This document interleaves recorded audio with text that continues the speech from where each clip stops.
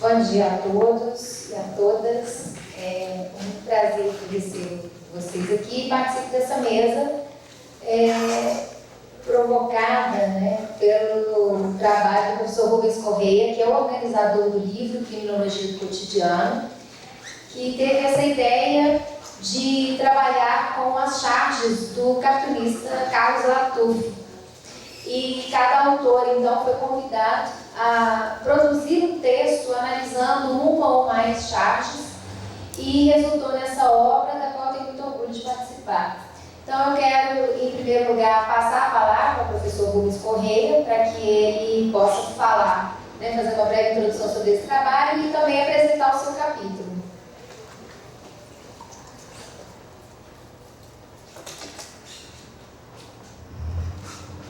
Bom dia a todos. Primeiramente, é um prazer estar aqui nesse evento. Gostaria de agradecer a Tatiana pela dedicação a esse evento, pela logística aí, para que eu conseguisse chegar hoje aqui com vocês.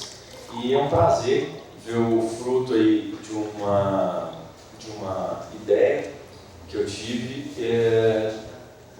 começar a render bons frutos, e essa mesa é o exemplo disso. Por quê?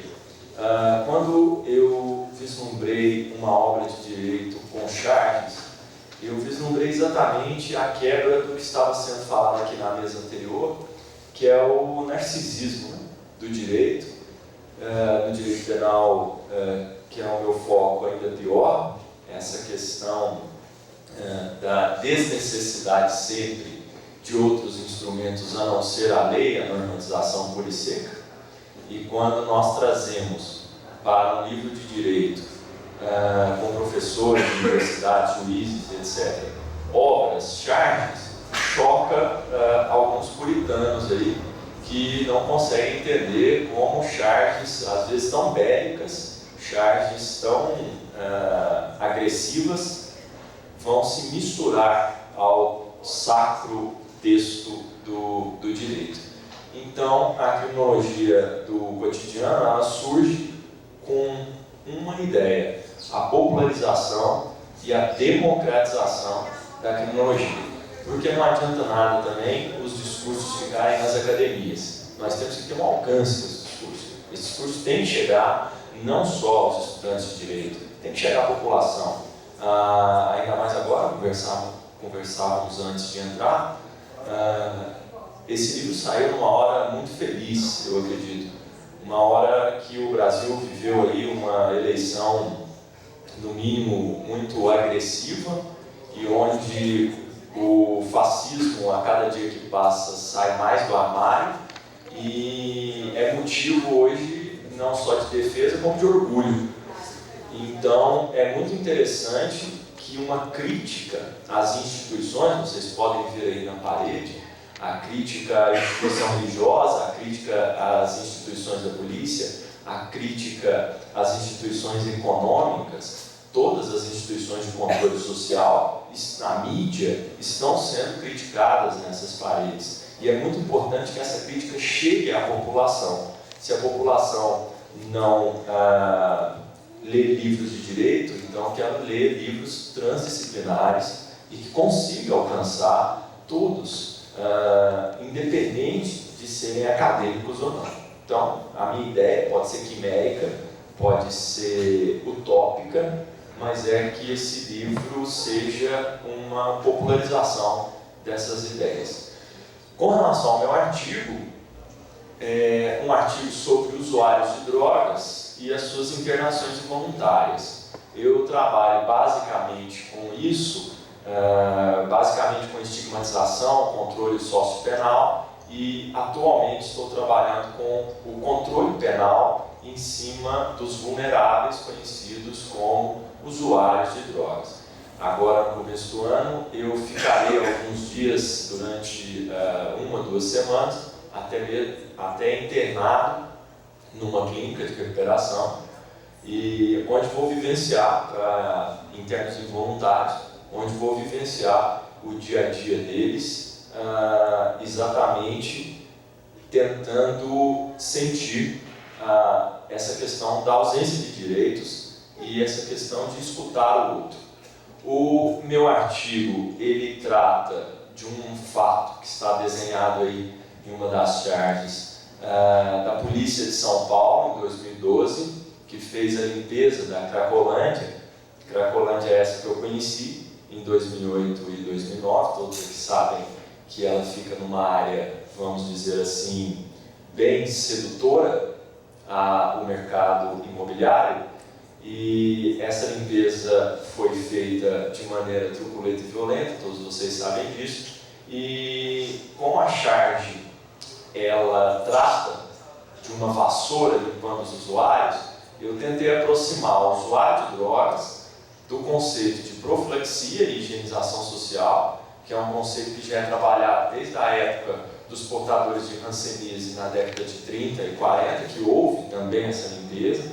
Aliás, a história se repete e de uma maneira irônica e cínica, porque a história é muito parecida, se você for pegar essa história de 1930 e 40.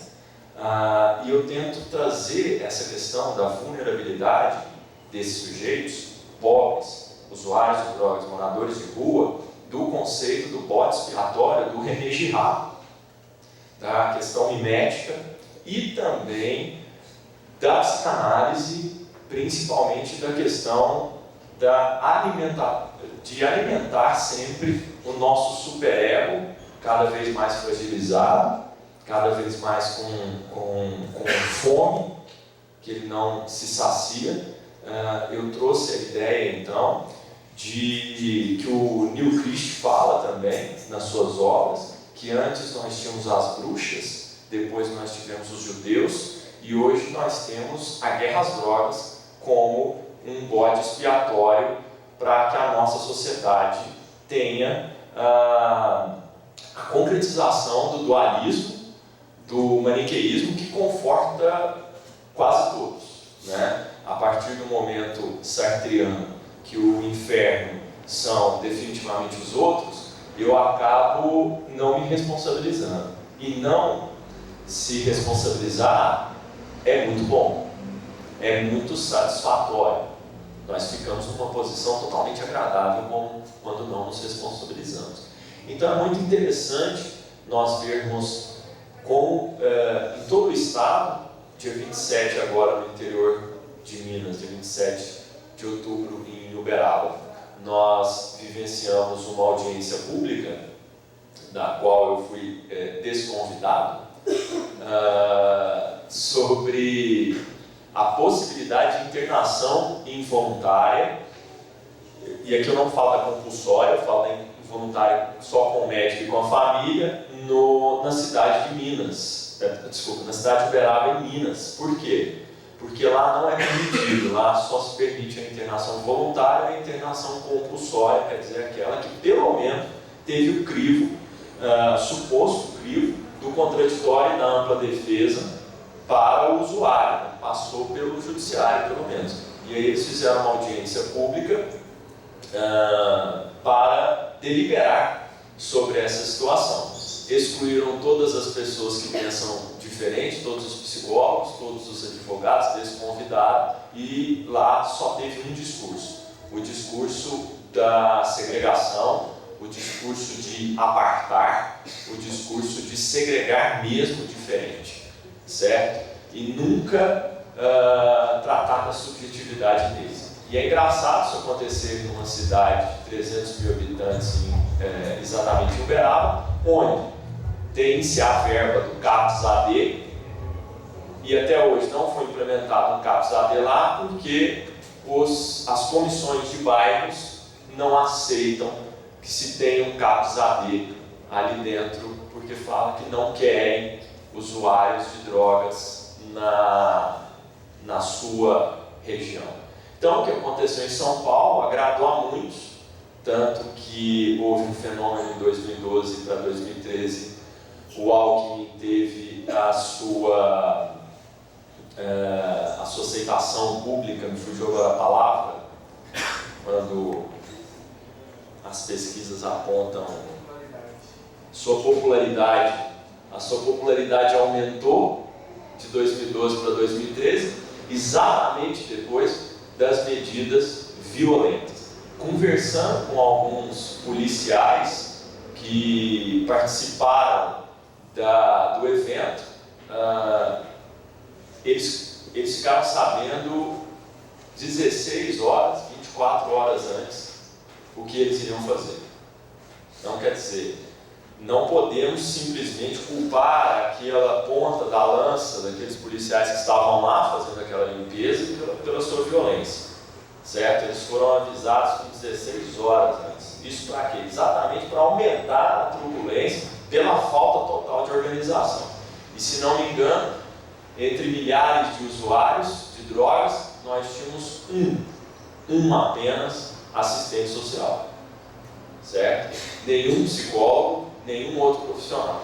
Então, é óbvio que esse evento tinha apenas um sentido: satisfazer o nosso superego, certo? Para quem não é da psicanálise, numa leitura muito rasa do conceito, nós temos impulsos irresistíveis no nosso id, nós temos o nosso ego, que aparece a todos, e nós temos o superego, que é a nossa lei, certo? Quanto mais enfraquecido o nosso superego, mais nós compramos e assimilamos os discursos de segregação, os discursos de violência, para que o outro não faça o que, na verdade, eu também poderia estar fazendo, meu superego ficar alimentado e eu não cometer nada.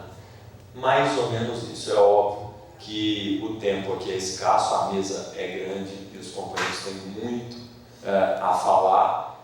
O artigo vai muito além disso. Eu trato também não só do René Girard, não só do Lacan, não só do Alexander, não só do Stahl, trato também do Foucault e faço uma junção nessa questão de vulnerabilidade, mais uma vez, e psicanálise, segregação, hipóteses expiatórias que a cada dia crescem mais. Vide os tempos soturnos que nós estamos vivendo aí neste Facebook, nessa internet, nessa proliferação do ódio, proliferação do discurso segregacionista, xenofóbico, racista, machista, certo? Muito obrigado.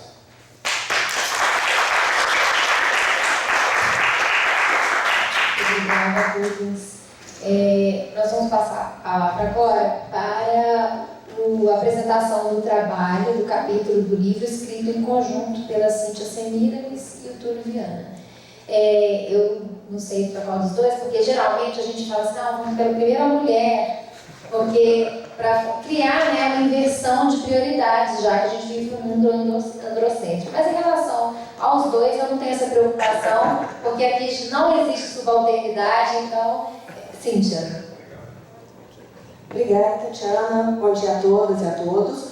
É um prazer estar aqui, foi um prazer escrever esse artigo, especialmente porque o Latouff, ele aborda temas que são bastante caros para mim, não só como feminista, mas por trabalhar com a história dos direitos das mulheres e, ao mesmo tempo, perceber na universidade e nos manuais jurídicos uma restrição a discutir os direitos das mulheres, a resgatar a história dos direitos das mulheres.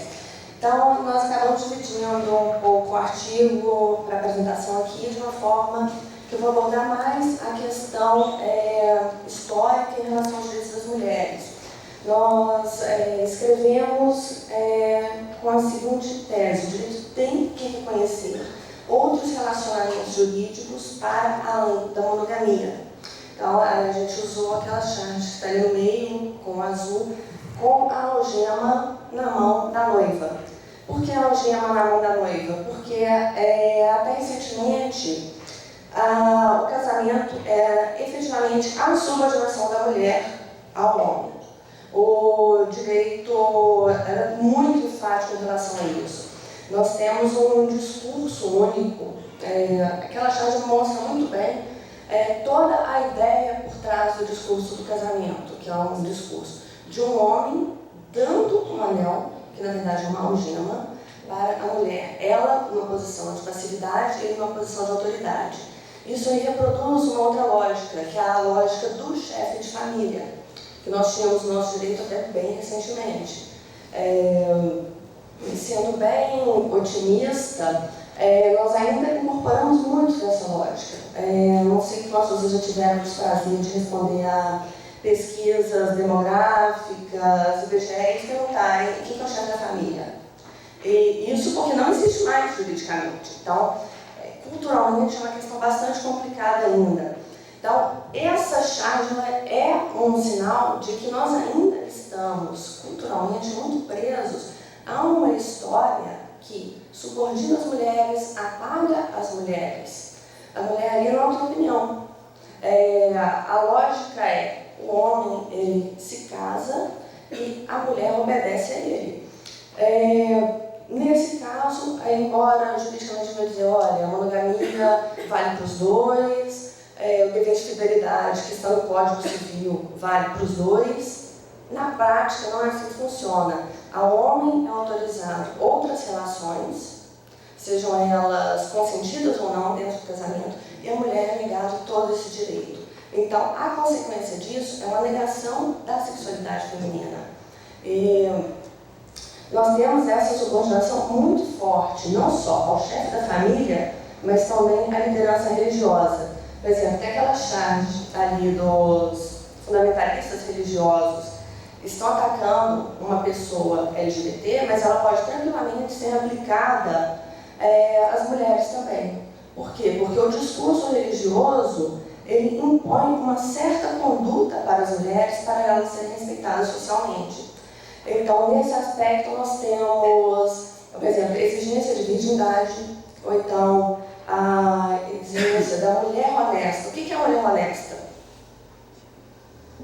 Esse era um instituto que foi extirpado da legislação brasileira só em 2005, embora não fosse mais aplicado para alguns crimes, mas que dizia que a mulher, às vezes, para receber a tutela do Estado, em caso de crime contra a liberdade sexual dela, ela deveria primeiro comprovar que ela era honesta, ou seja, ou que ela era virgem ou que ela era ostensivamente monogâmica.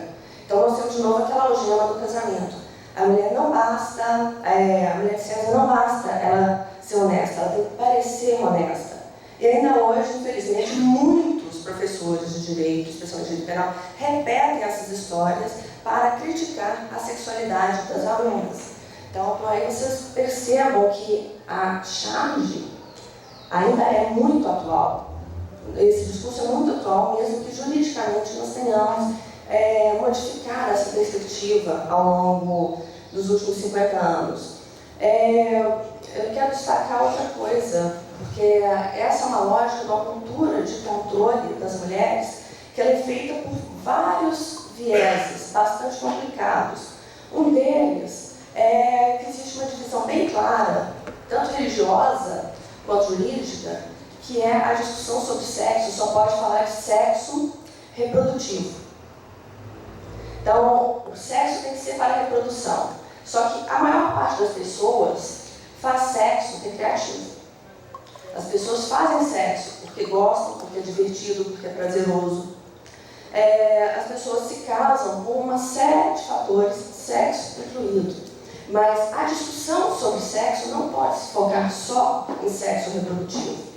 Reprodução é uma parcela mínima. Se vocês pensarem na vida sexual de vocês, quantas vezes fizeram sexo recreativo e quantas fizeram sexo reprodutivo? Provavelmente recreativo ganhou. Então, por essa perspectiva, vocês veem que existe um disparate. O que está no manual de sexualidade? Como que adolescentes são instruídos sobre sexualidade? Sempre sob a ótica de sexo reprodutivo. Não se fala de sexo recreativo. E inibe-se qualquer discussão. Como que essa discussão é feita? Olha, a gravidez é uma punição, ter filhos é uma punição porque você fez sexo. E fez sexo recreativo. Porque se você fizesse sexo reprodutivo, o filho seria uma bênção. Então você tem uma política de restrição, de anticoncepcionais, por exemplo. Anticoncepcionais que sempre existiram na história da humanidade, embora não com a eficácia que nós temos hoje, mesmo assim a eficácia de hoje é bastante restrita. Nesse aspecto ainda tem que abrir parênteses. A discussão sobre anticoncepcionais ainda é muito limitada. Todo mundo diz, tem tantos métodos hoje, por que as pessoas engravidam? Porque os métodos não são 100%. E os médicos não informam. É bastante comum, por exemplo, uma mulher precisar tomar pílula e precisar tomar antibiótico, sem saber que o antibiótico pode ter efeito da pílula. Ela engravida, não sabe por quê. E ela não queria engravidar. E a resposta religiosa, a resposta do Estado é: filho, agora é punição, aguenta. Ou seja, é um discurso que nega qualquer possibilidade de sexualidade para além da reprodução. Outro aspecto a destacar, esse aqui é muito interessante porque ele atinge inclusive feministas, é uma construção que a gente denomina mito do matriarcado. É um mito que diz que a nossa sociedade hoje é um patriarcado, mas que antigamente havia um matriarcado, as mulheres dominavam, a sexualidade era livre, plena, e que só a partir do momento que os homens perceberam que eles eram os pais das crianças, eles geravam, que haveria que eles começaram a patriarcalizar e a dominar as mulheres politicamente a partir desse conhecimento. É uma teoria muito bonitinha, repetida a exaustão, só que totalmente falsa. E ela tem um defeito muito grave, porque ela não é histórica, ela foi construída num período em que não havia pesquisas antropológicas ou arqueológicas, e ela foi construída a partir de uma visão vitoriana sobre o que é o papel da mulher. Então, a ideia de endeusar a mulher não encontra respaldo em pesquisas arqueológicas ou antropológicas. Não tem relatos históricos sobre isso. O máximo que vocês vão conseguir é informações sobre o ideal da mulher no século XIX.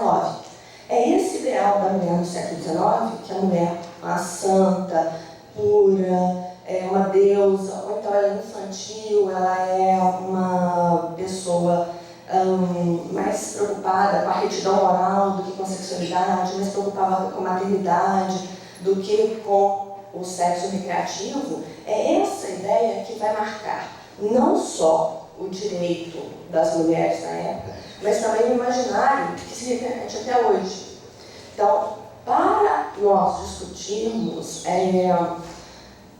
a situação das mulheres hoje, para discutirmos uma vida realmente sexualmente livre, a gente tem que se livrar desse mito do matriarcado também, porque ele acaba restringindo o espaço da mulher. Porque a partir do momento que a gente diz, olha, a mulher é uma santa, a mulher já teve poder e agora não tem mais, agora a gente tem que resgatar o poder, vamos questionar que tipo de poder é esse. Porque esse discurso ele não atinge o poder político. E, ao mesmo tempo, ele ainda reforça um discurso de infantilização da mulher, de negar a ela o direito à própria sexualidade. Um exemplo disso são as revistas femininas. Vocês já repararam as revistas femininas? O discurso é sempre 1000 posições na cama, 1000 posições para agradar seu gato, malabarismo, sei lá das quantas. É sempre um discurso: mulher, você é a deusa da sexualidade, mas a sexualidade é para agradar ao seu macho. É esse o discurso. Então, quando a gente começa a questionar esse tipo de modelo, a gente vê que existe um controle cultural para, ou a gente vai falar de reprodução, ou a gente vai falar de um sexo que para os homens é recreativo, mas para as mulheres é subordinado ao prazer masculino.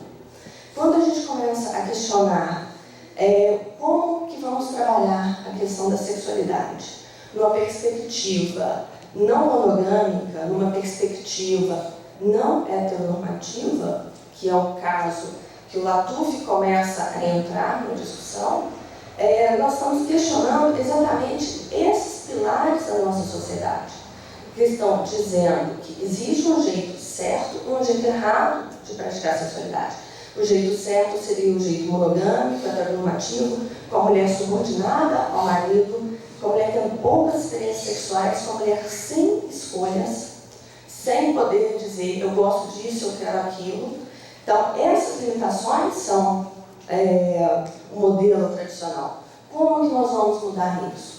A gente está mudando uma cultura.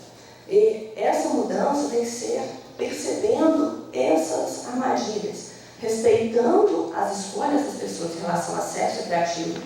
E aqui eu estou dizendo escolhas, pessoas, de um modo geral mesmo, em relação à orientação sexual, à identidade de gênero. Não cabe ao Estado repetir o discurso religioso. O discurso religioso diz sexo somente para reprodução, tem que ser entre homem e mulher. A prática, a realidade, e essa realidade que sempre existiu, foi de famílias extensas, foi de um exercício da sexualidade bastante amplo, um exercício livre orientação sexual. Existem, sempre existiram, cada vez mais existem, casamentos e parcerias com mais de 2 pessoas, independente de orientação sexual. E esses casos têm que ser reconhecidos pelo direito. Não cabe ao Estado dizer que existe só um jeito de exercer sexualidade. Não cabe ao Estado dizer que só existe uma forma de exercitarmos um casamento ou de termos relações. Existe monogamia, existe poliginia, existe monogamia serial, existem outras possibilidades que têm que ser respeitadas. Por que eu estou destacando isso, para finalizar? Pelo seguinte, porque a construção do casamento heterossexual monogâmico foi uma construção muito lenta, feita com base na religião e patrocinada fortemente pelo Estado. Até 1977 no Brasil era proibido o divórcio. Ou seja, você casou uma vez, deu errado, sinto muito, você vai ter que aguentar até o resto da vida. E na prática as pessoas não faziam isso. O que as pessoas faziam? Elas separavam, aguentavam o estigma social da separação e construíam novas relações, novas famílias que eram consideradas marginais. Então, o estigma social era muito grande. Mas, apesar disso, essas famílias continuaram existindo. E esses relacionamentos continuaram existindo e continuam existindo. Então, não cabe ao Estado negar a existência deles, porque eles existem, mas pensar por que está sendo valorizado só um tipo de relacionamento e por que a gente não avança para outros tipos. Por que não temos que continuar mantendo a mentalidade do século XIX e do século XVIII em relação aos relacionamentos, que é uma das mentalidades mais restritivas que tem. E finalizando, gostaria só de destacar que esse papel do Estado é muito mais profundo do que parece. Quando a gente pensa que o Estado patrocina, incentiva o casamento civil, que antigamente o casamento civil só casava quem tivesse patrimônio, os pobres juntavam. O Estado patrocinou que pobres se casassem numa medida de higienização. Previdência foi outra forma, convenceu as pessoas a se casarem. Por quê? Porque pode acontecer uma doença e tal, então você tem previdência social, você tem estruturas de amparo para aquelas pessoas. Então, o Estado contribuiu ativamente para criar, para fortalecer o casamento heteronormativo, monogâmico, com subordinação da mulher. O momento agora é de questionar. Nós temos que questionar isso e abrir a discussão de casamento para outras perspectivas. Então, seria essa minha contribuição. Obrigada. Obrigada. Passo então a palavra à Lívia. Bom dia a todos. Queria primeiro parabenizar o Rubens por esse livro fantástico, essa obra aí, com essas caricaturas do Latuf, né? Sem dúvida veio trazer áreas novos aí ao direito. E agradecer a Tatiana o convite, parabenizar também pela organização dessa mesa. Acho que aqui se tem espaço para alguns temas que normalmente o direito não trabalha. Bom, eu vou tentar falar algo além aí sobre esse nosso texto, que trabalha essa questão da monogamia, essa questão da monogamia compulsória, pensada dentro do casamento civil, tendo o argumento de que o Estado é laico e o Estado, de tudo, é um Estado amoral. quando a gente pensa que o nosso Código Civil traz entre os deveres dos cônjuges a fidelidade em termos sexual, nós estamos pensando numa ingerência do Estado em relação à vida de duas pessoas adultas e capazes, que é uma ingerência completamente indevida. Por quê? Porque o direito civil não tem absolutamente, o Estado, de uma forma geral, ele não tem absolutamente nada a ver com o que duas pessoas adultas, maiores e capazes vão fazer de suas vidas. E isso não é um elemento isolado dentro do direito civil. A instituição do casamento, de uma forma geral, é uma instituição pautada em valores conservadores e em valores extremamente moralistas. Moralistas no mau sentido, porque eles foram criados a partir de uma concepção do que é o bem, do que é o certo, do que deve ser seguido, e ele até hoje é imposto a todas as pessoas. E isso vai desde questões que hoje nós já começamos a discutir mais a fundo, como é o caso do casamento ser exclusivamente entre heterossexuais, né? Que até então era um tabu muito grande e hoje já começa a ser pelo menos discutido, já se consegue perceber alguns avanços. E claro, ainda há essa última trincheira do moralismo dentro das instituições civis, que é a compulsoriedade da monogamia nos casamentos. Qual que é a lógica disso? Quando a gente pensa no direito, é sempre bom a gente pensar que o direito não pode ser concebido como uma ditadura da maioria sobre a minoria. E a gente tende a achar, e às vezes a confundir, que democracia seja sempre a prevalência dos valores da maioria sobre a minoria, mas não é. Dentro de uma democracia, pelo menos dentro de um sistema efetivamente democrático, alguns valores, eles são tão fundamentais, eles são tão importantes, que sequer a maioria pode tomá-los da minoria. Para simplificar a coisa, vamos imaginar que o legislador brasileiro resolvesse fazer uma lei e obrigar as pessoas a ir à missa ou ao culto todos os domingos, sob pena de que quem não fosse seria preso. Essa é uma lei, até pouco tempo atrás, absurda, cada dia menos absurda e mais provável, infelizmente. Vamos torcer e bater aqui na madeira para que não aconteça. Mas o fato é, será que essa lei ela seria constitucional, ainda que aprovada pela maioria absoluta do Congresso, ainda que referendada pela maioria da população brasileira? Quer dizer, será que nós podemos pensar, a maioria decidiu que todos temos que ir à missa ou ao culto no domingo? É justo que assim seja, e se a maioria decidiu, pronto, que se dane a minoria. É claro que não. Por quê? Porque o fato de eu não ir à missa, ou ao culto, ou a qualquer religião aos domingos, em nada interfere nos direitos alheios. Eu sou uma pessoa maior, adulta, capaz, eu não quero ir à missa aos domingos, ou ao culto aos domingos. E quando eu não vou nem à missa nem ao culto, eu não prejudico ninguém, absolutamente ninguém. Então, quando a gente pensa em democracia, nós não podemos pensar que a maioria possa impor seus caprichos morais sobre a minoria ao simples pretexto de que ela é a maioria. Eu não posso simplesmente falar a lei é válida porque a maioria assim decidiu. Porque muitas vezes ela está impondo valores morais e às vezes impondo valores religiosos a uma minoria que não tem nada a ver com isso. E a Constituição garante a ela como direito fundamental, que é justamente o direito à liberdade de crença, à liberdade de convicção moral, todas essas liberdades que são garantidas na Constituição e às vezes a gente esquece que elas estão lá. Pelo menos uma parte significativa do Congresso Nacional às vezes se esquece disso. Então, quando nós temos um código que, ao regular o casamento, diz que esse casamento só é válido, ou esse casamento, para existir, ele implica um dever de fidelidade sexual, o que esse código está fazendo é impor os valores de uma maioria, que é a maioria monogâmica, a maioria que entende que a monogamia é o melhor modo de relacionamento, a uma minoria.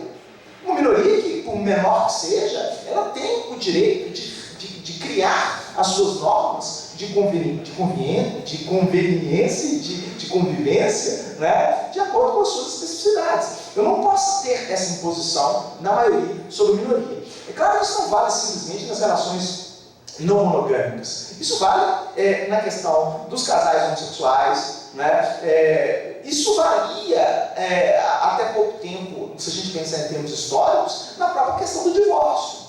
Se nós pensarmos até 1977, não se podia divorciar. Por quê? Porque o direito civil entendia, quer dizer, ele copiava do direito canônico o sacramento do casamento. O casamento era pensado do ponto de vista exclusivamente religioso, ou seja, o que Deus uniu, o homem não separa. Então a lógica era, o que o cartório uniu, o cartório civil uniu, o homem também não pode separar. Quer dizer, é obviamente uma forma equivocada de se pensar o casamento civil. O casamento civil não está atrelado aos valores religiosos. Ele não pode estar atrelado aos valores religiosos porque o Estado é laico. Não é? E quando se discutiu em 1977 a questão da lei do divórcio, os argumentos eram: o divórcio vai acabar com a família. Mas imaginem, os filhos desses casais divorciados, eles serão todos traumatizados. Né? Argumentos que a gente ouve hoje comumente para se referir aos casamentos de homossexuais. São exatamente os mesmos. Parece que a gente não aprendeu nada com a história. Né? Fala-se que o casamento de homossexuais vai acabar com a família. Poxa, mas em 77 falaram que o divórcio acabou com a família, o divórcio não acabou com a família. Né? Falam-se dos filhos adotados eventualmente por casais homossexuais como se eles fossem ser traumatizados. Exatamente da mesma forma que se falava que os filhos de casais divorciados seriam traumatizados.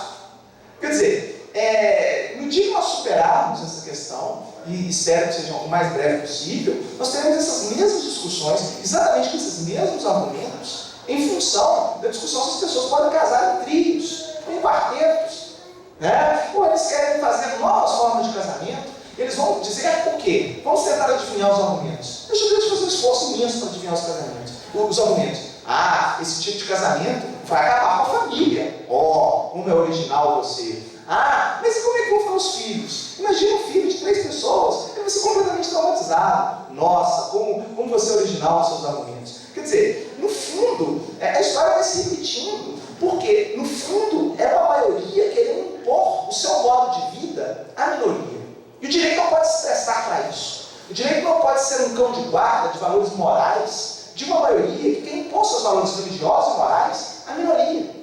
O direito deve permitir que pessoas maiores e capazes contratem e criem suas formas de relacionamento da forma que elas julgarem mais adequadas para elas. E o direito tem que simplesmente regulamentar isso. Nós não podemos negar a essas pessoas direitos de sucessão, direitos previdenciários, nós não podemos negar uma série de direitos que hoje eles são negados, ou eles são invisibilizados, ao momento de que a maioria não concorda com relacionamentos com mais de 2 pessoas. Né? Nós precisamos superar essa fase religiosa do direito, nós precisamos proclamar a República. Eu acho que essa é a grande questão. Né? E ao proclamar a República, nós vamos ter que dizer: o Estado é laico, e sendo laico, eu não posso deixar que instituições civis estejam atreladas a concepções morais de quem quer que seja contra de suas religiões.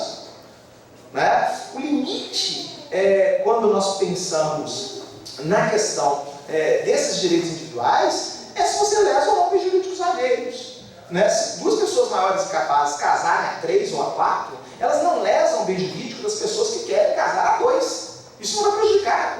Ninguém está querendo impor, né, o casamento de homossexuais, ou o casamento a 3 ou a 4. Isso não vai ser obrigatório, não. Né? Nós apenas queremos respeitar o direito daquelas minorias que assim querem casar, que elas tenham esse direito. É simplesmente isso. Né? O que não se pode é se valer de argumentos religiosos para tolher esses direitos, e pior, muitas das vezes com base na famigerada falácia naturalista. Né? Aquela que diz que se na natureza nós não vemos isso acontecendo, né? O que é uma falácia, além de falácia, é mentira, né? Vai lá, porque você vê, a maioria dos mamíferos, né, são polígamos, mas isso pouco importa. Isso pouco importa por quê? Porque não é pelo fato de eu encontrar na natureza animais praticando determinadas formas de sexualidade, determinados modos de vida, que eu vou ter que transformar o ser humano numa cópia fiel disso. Pouco importa se existem animais homossexuais ou não. O ser humano é um animal racional, nós temos as nossas regras, nós não precisamos ficar vinculados ao comportamento dos animais. Isso não interessa. Né? Pouco importa se na natureza os animais eles vivem em monogamia, ou eles vivem em poligamia, ou qualquer outro tipo de relacionamento. Nós não precisamos imitá-los.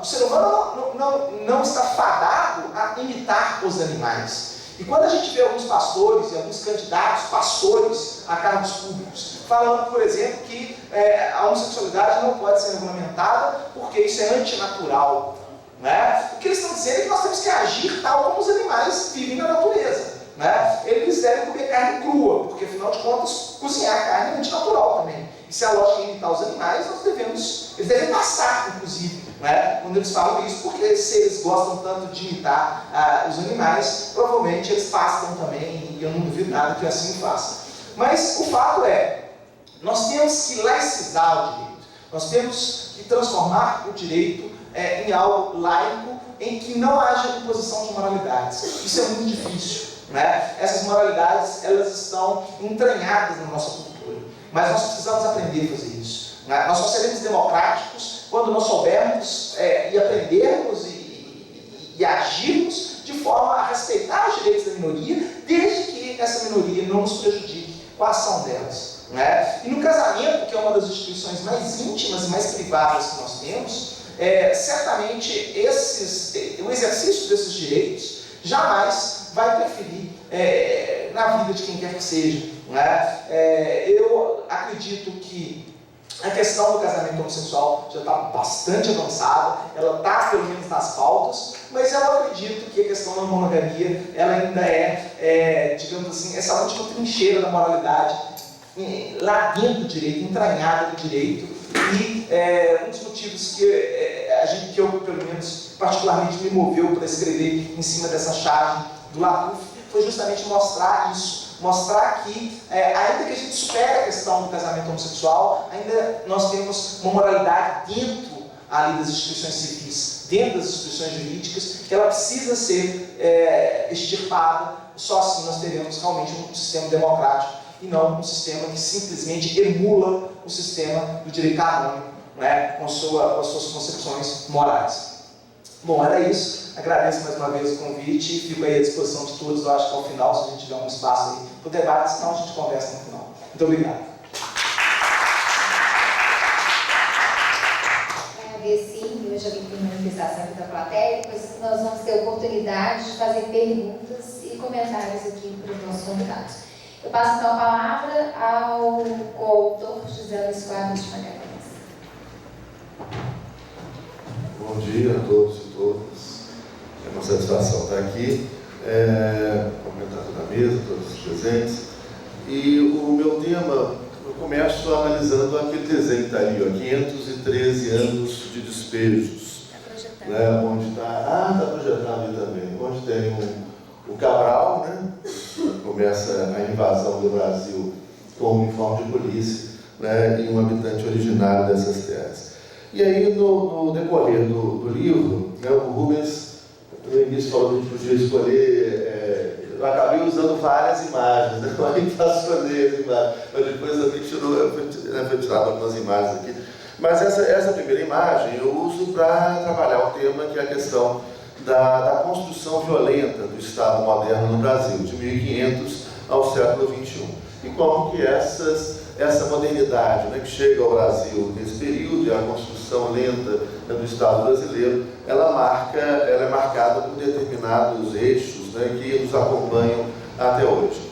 E eu aproveito para discutir, no primeiro momento, né, uma justificativa que necessita ser criada naquele momento da invasão, né, quando chegam os europeus aqui na América, né, espanhóis, portugueses, ingleses, holandeses, né, só no século XVI, segundo alguns historiadores, especulam-se que teriam sido mortos, né, pela força das armas, do aço, da pólvora, de doenças, né, cerca de 20 milhões de pessoas só no século XVI. A leitura dos historiadores hoje no Brasil a respeito das mortes de indígenas no Brasil chegam a cerca de 8 milhões de indígenas assassinados no Brasil. Né? E aí é necessário uma justificativa, é necessário construir uma justificativa para tanta violência e tanta barbárie que nos acompanha até hoje. Né? E essa justificativa, entre várias outras, ela é construída a partir da construção, a partir de uma ideia de um pensamento binário subalterno, ou seja, da lógica nós versus eles, que é uma lógica que também nos acompanha. Nós todos que passamos por uma escola moderna, né, temos, né, ou vivemos essa perspectiva, né, do estranhamento do outro, da subalternização do outro. Nós todos temos, né, como diria Hannah Arendt ali num outro momento, né, quando ela fala do Eichmannzinho dentro da gente, né, nós todos temos um Hitlerzinho, um Eichmannzinho, que foi colocado pela escola moderna, onde tem alguma coisa que a gente estranha e estranha profundamente, né, e não tolera. E se a gente não tiver conhecimento desse Eichmann e dominá-lo muito bem, né, esse Hitlerzinho pode estourar, e infelizmente tem estourado em muitas pessoas no Brasil após essa triste campanha eleitoral, onde o fascismo, né, saiu do armário, né, e aí as pessoas estão gritando e com ódio, né, nós esperamos que isso passe, mas eu vou comentar um pouquinho isso também rapidamente mais adiante. E essa justificativa era justamente construída a respeito desse nós, em torno desse nós versus eles. Esse nós civilizados, né, e o que marca essa modernidade é o mundo androcêntrico, o grande padrão é o branco e masculino, né, e aquele que foge a esse padrão branco e masculino, né, a mulher, o afrodescendente, o indígena, que é chamado de selvagem, de bárbaro, infiel, o outro que pensa diferente do padrão branco e masculino, né, ele é subalternizado, ele é inferiorizado e perseguido durante esses últimos 500 anos. E a justificativa, então, é justamente essa subordinação desse outro. Nós civilizados versus o eles incivilizados. Tem um outro desenho muito interessante que está ali, que é um espanhol sentado numa rocha, tem umas caravelas ao fundo ali, e ele escrevendo uma carta, né, com o sangue de um habitante originário, né, morto por suas armas. Em um outro desenho também, que está ali embaixo, pequeno, a menor deles, bem vermelho, onde tem um indígena morto e o sangue formando um mapa do Brasil. Desses 8 milhões que foram assassinados aqui, né, muitos ainda continuam aumentando, ou seja, essa cifra continua aumentando. E é fácil a gente reparar como que essa lógica nós versus eles continua presente nos discursos modernos. Outro dia, numa reportagem do Estado de Minas, na Cadernos Gerais, na metade da página, em cima, uma fotografia grande, onde estava a Praça da Liberdade, e crianças, homens, mulheres brincando, correndo, cachorrinhos, abinhas para cima, flores bonitas, tudo lindo, e escrito: a praça é nossa. E na fotografia embaixo, uma praça da periferia de Belo Horizonte, onde tinham pessoas em situação de rua, a praça mal cuidada, não tinham abinhas para cima, nem flores, nem cachorrinhos, alguns vira-latas, né, também deitados, dormindo em meio a muito papelão, e escrito: a praça é deles. É justamente isso. Quem que é o eles do momento? Nesses últimos 500 anos, esse eles, né, mudou, muitos não mudaram, acompanhando, elas, as mulheres, né, as indígenas ou os indígenas, e a gente não tem nem na língua portuguesa, né, um terceiro, que é um absurdo, né, a própria gramática, a gente pegar a invasão, um dos grandes eventos importantes que marcam essa modernidade, além da invasão da América, da expulsão dos diferentes, dos mouros e dos judeus da Península Ibérica, você tem a primeira gramática normativa, que foi do espanhol, onde o Estado toma para si a linguagem e começa a dizer qual os significados, ou significados dos significantes, começa a construir uma gramática que nos obriga a pensar de determinada maneira, e inclusive uma gramática machista, né, como as línguas latinas, né, são, onde você não tem recurso, inclusive, para falar sobre esse outro diferente, né? Ou é eles, ou é elas, o plural vai sempre com o masculino, né? É um escândalo isso aí, e que obviamente já é algo que vai sendo colocado dentro da nossa cabeça, né? Dizendo: olha, a mulher é menos, o outro não tem espaço, tem que se enquadrar, a gramática já normatiza isso tudo. Mas só para lembrar, tem uma normativa da prefeitura que ainda está em vigor em Belo Horizonte, que parte desse conceito do eles, do outro que não é gente igual a gente. Como o indígena, o índio não tem alma, o índio não foi batizado, né? O índio, nós voltamos em século XVI, né? A filosofia moderna vai sustentar isso, e a René Descartes vai separar a ideia de separação do corpo e da alma, do corpo e da razão, né? Que vai ser uma ótima justificativa justamente para falar de corpos sem alma, de corpos sem razão, né? E corpos que podem, portanto, ser escravizados, e corpos que foram escravizados e que ainda são escravizados, né, nesses 500 anos de modernidade. Essa divisão, né, essa normativa da prefeitura fala, por exemplo, a respeito das pessoas que estão em situação de rua. E a normativa vem a partir de uma decisão judicial do Tribunal de Justiça de Minas Gerais, que fala o seguinte: tem um parecer da professora Tatiana e meu a respeito dessa questão, fala que o agente da prefeitura não pode retirar dos moradores de rua os seus bens úteis e necessários.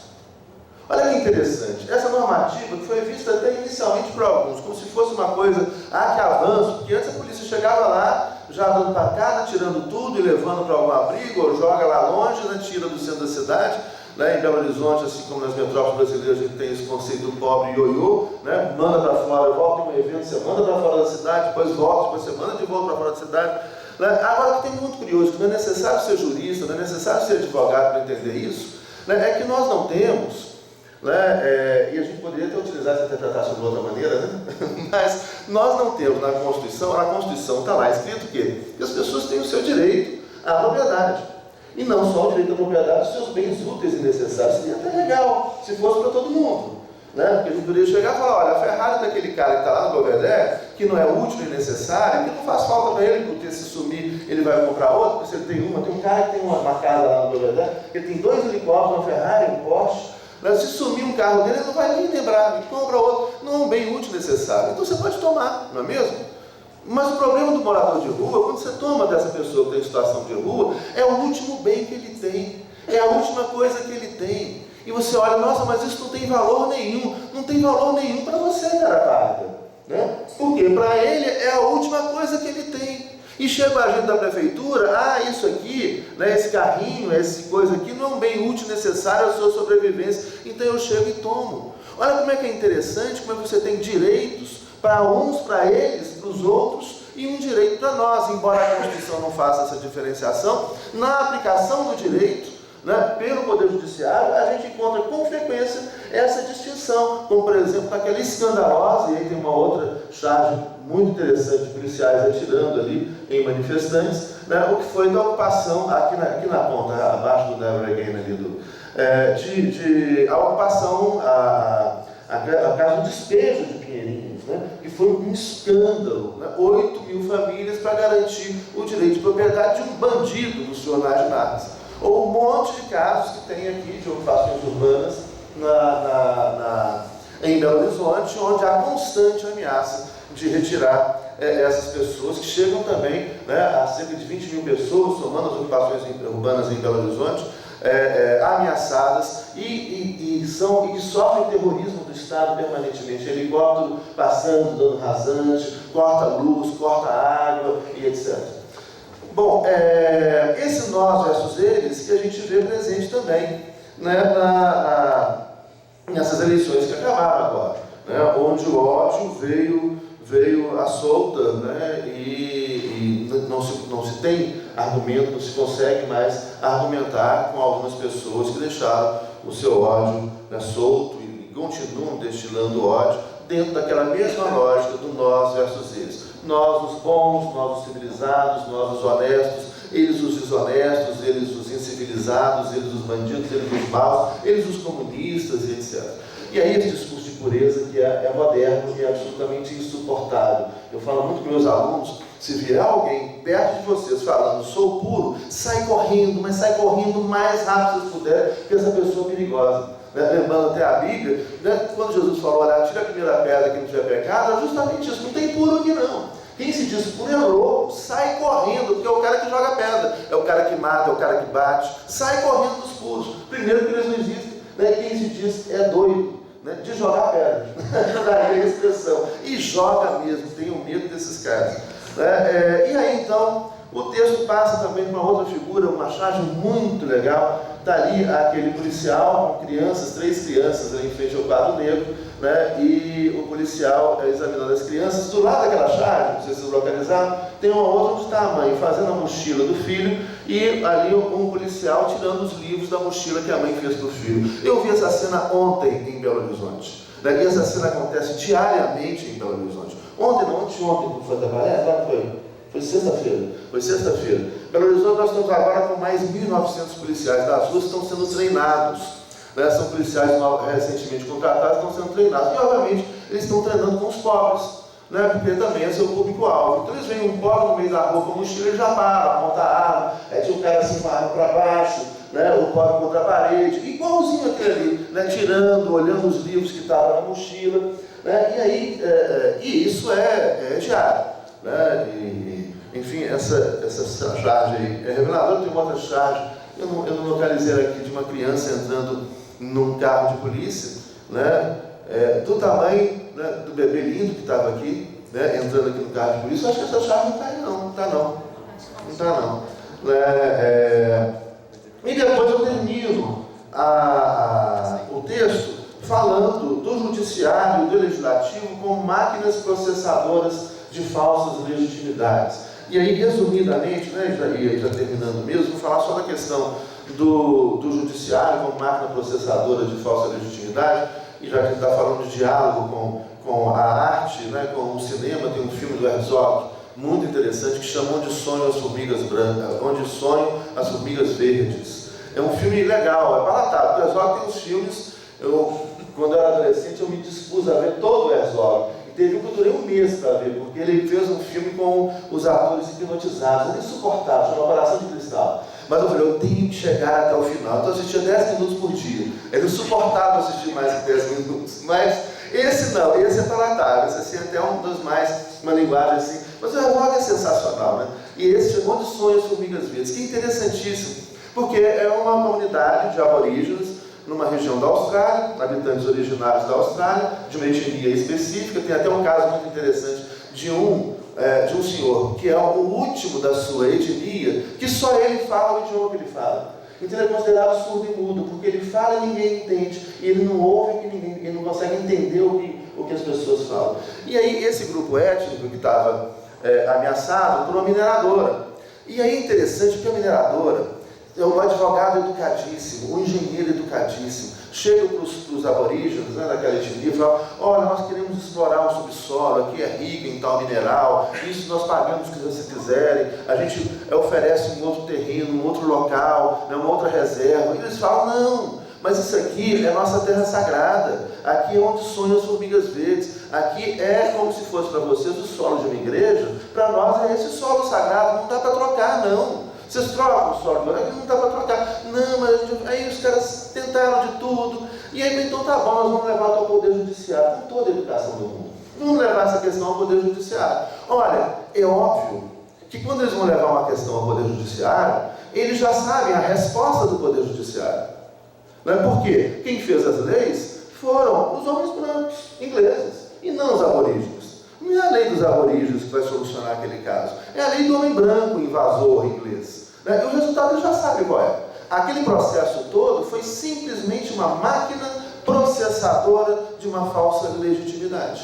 Né? Assim como a gente vê um monte de processo criminal como máquinas processadoras de falsas legitimidades. Porque a gente sabe quem faz a lei. Né? Talvez, o professor Túlio, né, que é a área dele, há uns 30 anos atrás, no Ocidente, era comum que o crime de usura fosse crime, não é mesmo? E por que deixou de ser, professor Túlio?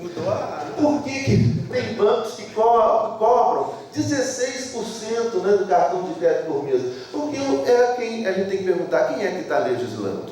Né? E aí a gente vai ver, olha, nós vamos ter, né, uma máquina processadora de falsas legitimidades de um Congresso que não nos representa. Para a gente discutir por que esse Congresso não nos representa, a gente pode deixar nos debates. Com isso, encerro minha fala. Muito obrigado pela atenção.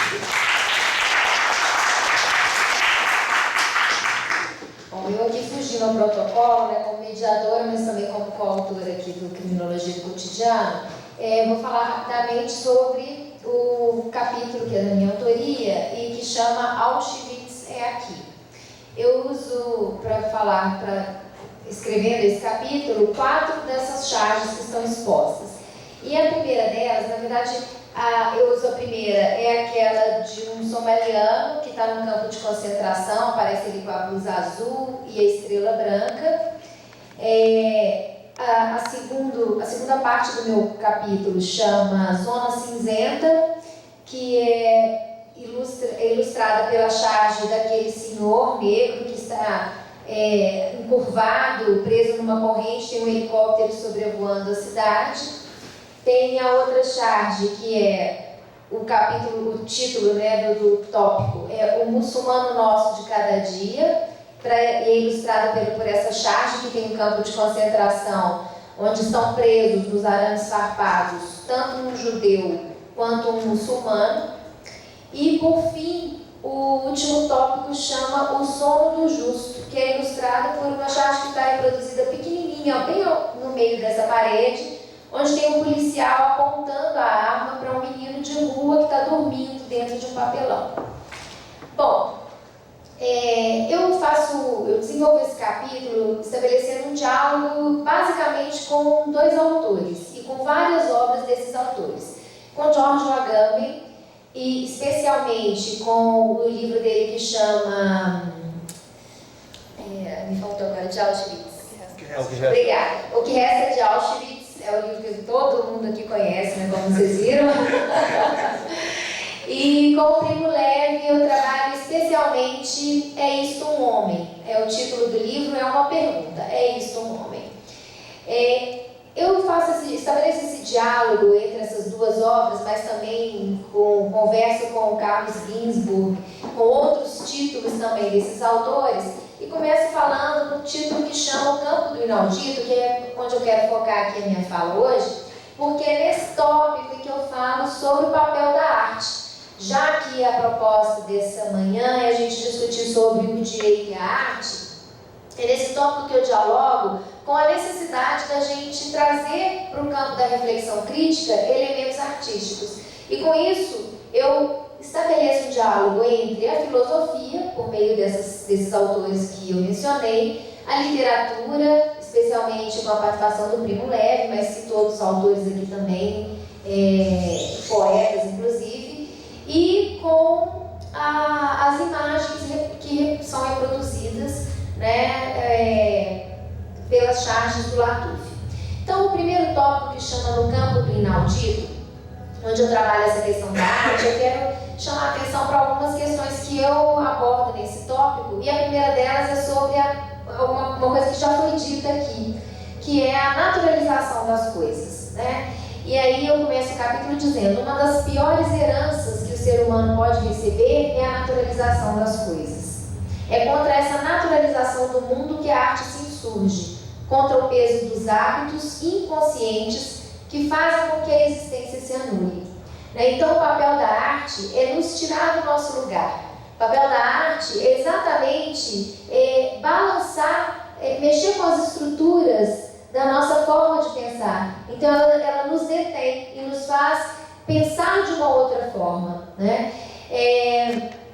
Tem um trecho do livro do Carlos Ginzburg que chama Olhos de Madeira, onde ele cita um autor russo, e aqui eu quero compartilhar com vocês esse trecho do texto que está no meu livro, nesse livro coletivo Criminologia do Cotidiano, que diz o seguinte: em Una Teoria della Prosa, que é o nome do livro em italiano do Ginzburg, citada por Ginzburg, Shklovsky explica que o propósito da arte é nos dar uma sensação da coisa, uma sensação que deve ser visão e não apenas reconhecimento, o que se obtém por meio de 2 procedimentos: o estranhamento da coisa e a complicação da forma.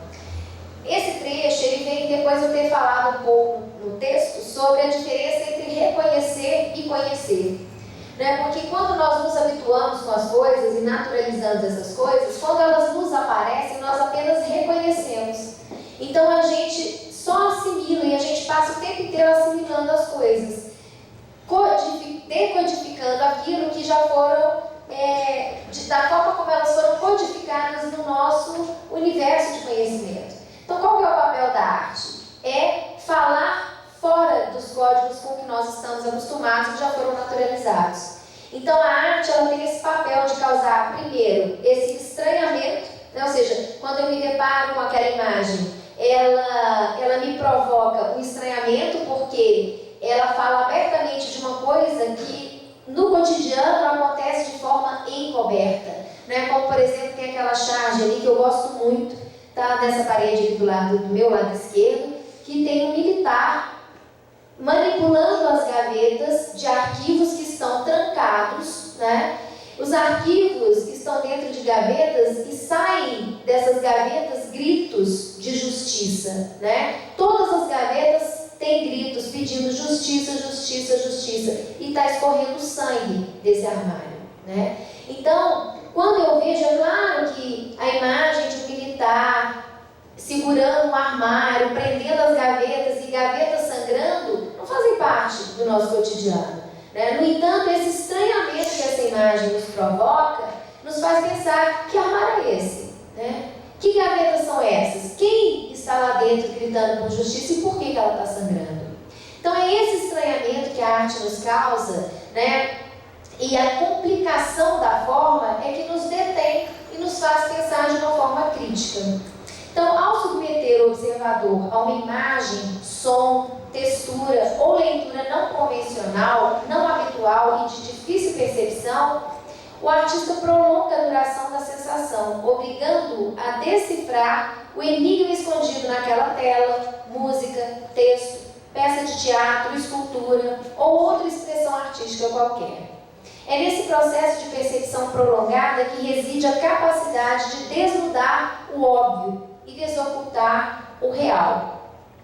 Então é dessa forma que eu trago as charges do Latoufe para o meu texto, né? E explico: fazer uso das obras de arte de Latoufe para desvelarmos a subsistência dos campos de concentração e extermínio, que, embora tenham encontrado sua expressão máxima na Shoah, já existiam antes dela e jamais deixaram de existir. O capítulo que eu escrevi, a minha contribuição para esse livro, chama O que Resta é Auschwitz, do George Agamben. Auschwitz é aqui, justamente para dizer que os campos de concentração nunca terminaram, né? Eles estão aí, mas agora eles não aparecem mais da forma como nós naturalizamos a imagem da Shoah, do judeu perseguido, subalternizado. No entanto, nós continuamos subalternizando pessoas, grupos de pessoas, culturas, né? E produzindo os mesmos não-homens que o nazismo foi capaz de produzir na Segunda Guerra Mundial, né? Essa expressão de não-homens é muito curioso, porque no campo de concentração, especialmente em Auschwitz, que é o campo de concentração mais retratado na obra literária, aqueles judeus que estavam na condição mais precária eram chamados de muçulmanos, né? Então é muito curioso a gente viver um ano em que os muçulmanos sofrem um massacre perpetrado pelos judeus, né? Perpetrado por Israel. Então, cada tempo, cada lugar tem os seus muçulmanos, né? O muçulmano do nazismo era o judeu, né? Hoje, na faixa de Gaza, os muçulmanos são os próprios muçulmanos, né? Que antes eram uma posição ocupada pelos judeus. Então, no texto, eu falo primeiro desse campo de concentração que nunca terminou. O segundo tópico ele chama Zona Cinzenta, porque ele é uma referência também ao campo de Auschwitz, a relação que alguns prisioneiros do nazismo estabeleceram com os nazistas, né? Eles tinham uma condição privilegiada porque eles eram separados para o trabalho. Então eram judeus prisioneiros que muitas vezes faziam serviço de carrasco dos seus compatriotas, dos seus, nem sei como eu digo, né? Porque se trata mais do aspecto religioso, mas daqueles que eles deveriam ver como iguais, né? E tem uma passagem muito curiosa nessa expressão da zona cinzenta, que é representada pelo que eles chamavam de Sonderkommando, que era esse comando especial formado por judeus que faziam o serviço sujo, né? Ele fala: a particular situação dos membros do Sonderkommando nos remete a um tema exaustivamente tratado por Agamben, a partir do relato dos sobreviventes e em especial de Primo Levi, que era a vergonha de ter sobrevivido. Porque ao contrário do que a gente pode imaginar, né, os sobreviventes dos campos de concentração, eles não se sentiam heróis por terem sobrevivido. Pelo contrário, né, eles expressam uma profunda vergonha, porque eles não foram capazes de ser inadaptados. Ou seja, o fato deles terem se adaptado e sobrevivido fez com que eles vivessem um período de uma extensa e profunda vergonha, porque o fato deles terem sobrevivido significa que os seus companheiros tiveram que morrer para que eles sobrevivessem.